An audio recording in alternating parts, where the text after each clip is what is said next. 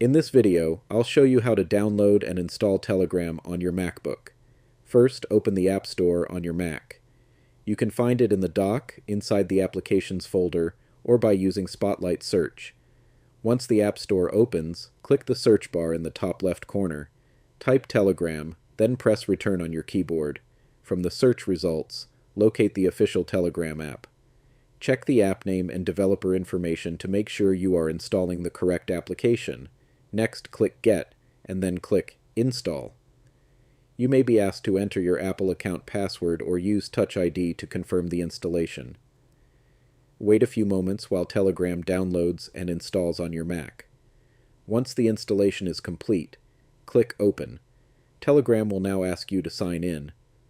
Follow the instructions on the screen to connect your existing account using your phone number or the Telegram app on your phone.